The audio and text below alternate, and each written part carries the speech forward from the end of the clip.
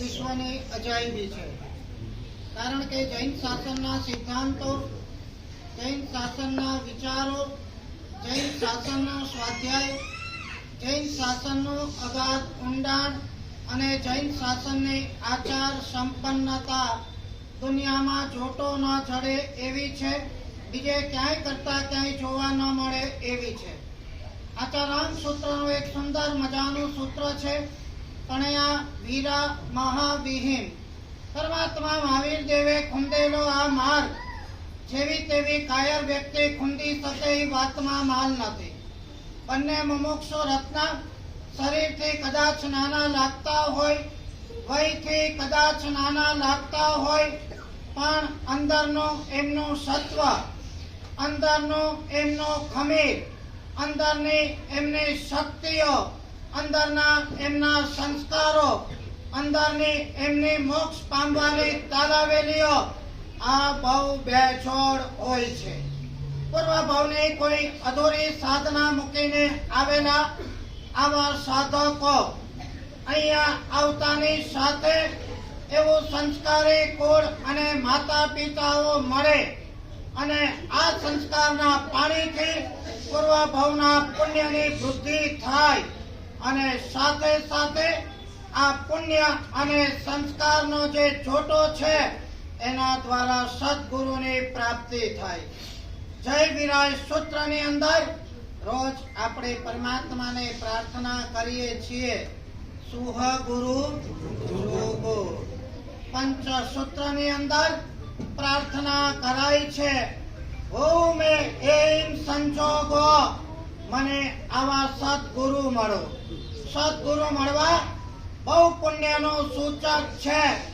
સદગુરુના સમાગમથી અંદર ચારિત્રના ભાવો, ચારિત્રના પડેલા બીજો એ અંકુરો ભાલે છે અને ફૂલે છે.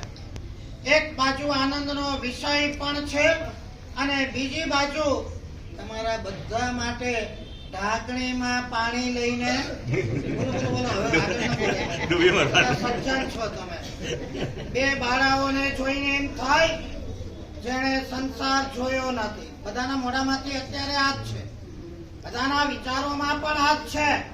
એમણે સંસાર શું જોયો છે, એમણે શું સુખ જોયું છે, એમણે શું સમજણ છે, પણ આ બધી જ આપણી ગેરસમજ છે.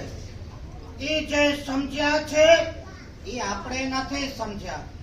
એમણે જે જાણ્યું છે એ આપણે નથી જાણ્યું.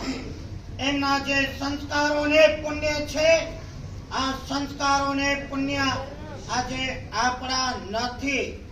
બહુ દુઃખની, બહુ જ સમજવા જેવી વાત છે.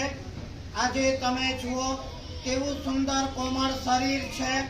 આજે તમે જુઓ કેવી નાની ઉંમર છે અને બીજી બાજુ તમે વિચાર કરો કે આ પરમાત્મા મહાવીર દેવનો પંથ કોઈ સુવાળી સહેજ નથી, કાંટાળો પંથ છે.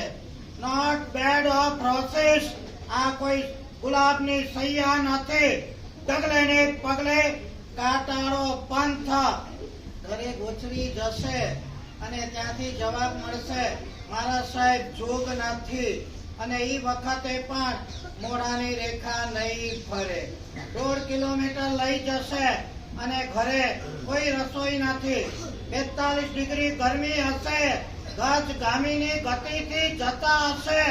અહીંયા 5 કલાક એસી જાય, અકળામણ થઈ જાય છે અને આખી જિંદગી નો એસી, નો પંખા, નો મોટર, નો ગાડી, કોઈ જાતની અનુકૂળતા વગર જીવવાની એક ભીષ્મા પ્રતિજ્ઞા કરવી, આ કોઈ ખાવાના ખેલ નથી.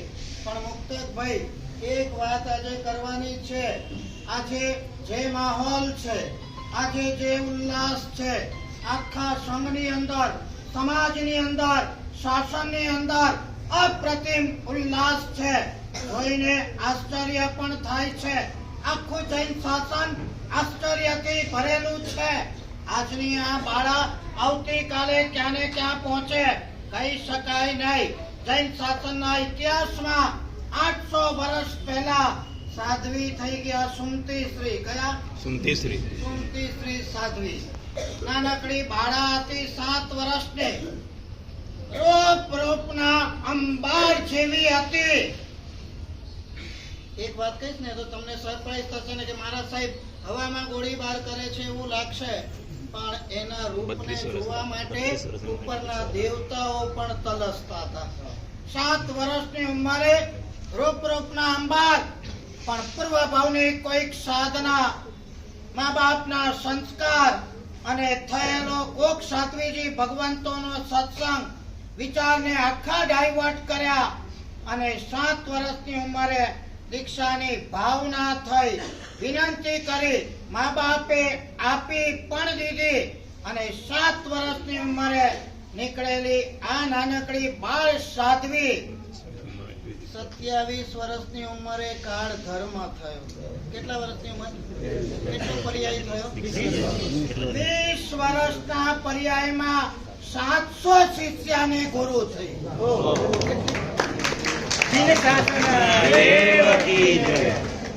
બોલે દિન શાસન દેવ કી.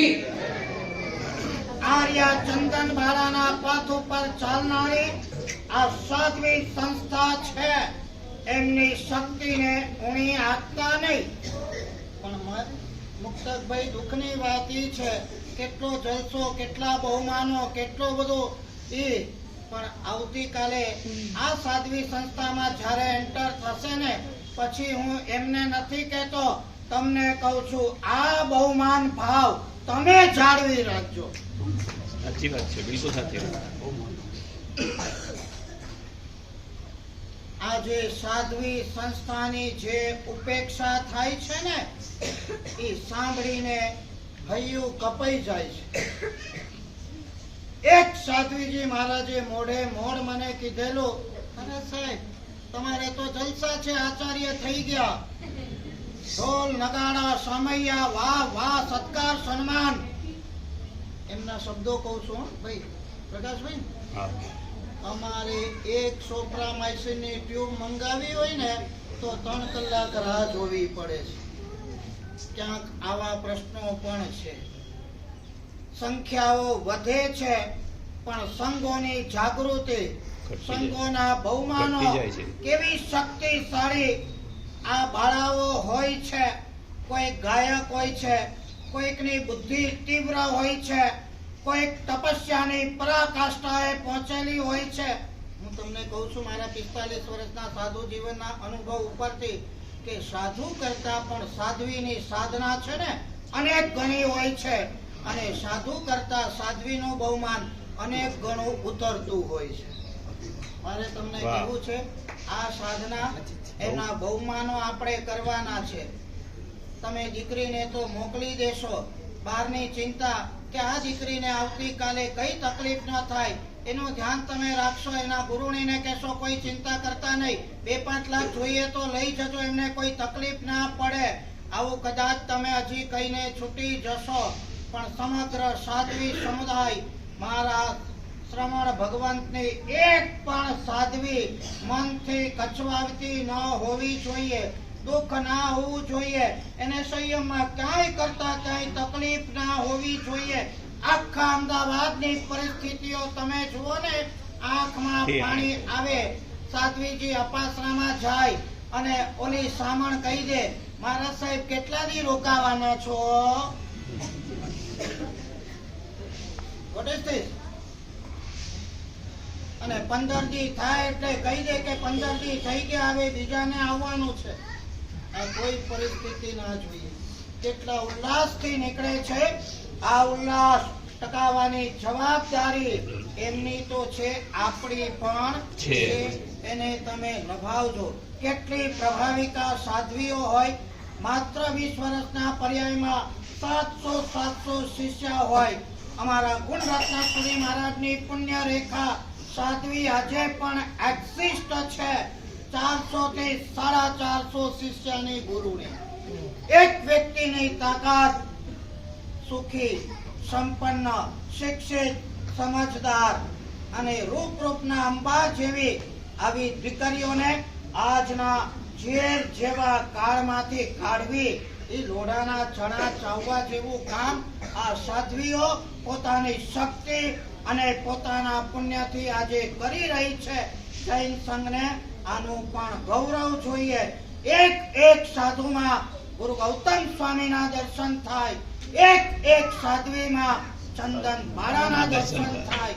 આપણે તો નથી લઈ શકતા, પણ જે આવું સત્વ પોરવે છે, કાંટાની કેડીએ જાય છે, ગમે તેટલા ઉપસર્ગો પરિસરો કષ્ટો આવે, મોઢામાંથી એક શબ્દ કાઢતા નથી. સાધના કરવા આવ્યો છું, સાધના કરીશ, આવું સત્વ કેળવવા જાય છે. એમને આજે અમારા લાખ લાખ વંદન. જય ગુરુદેવ.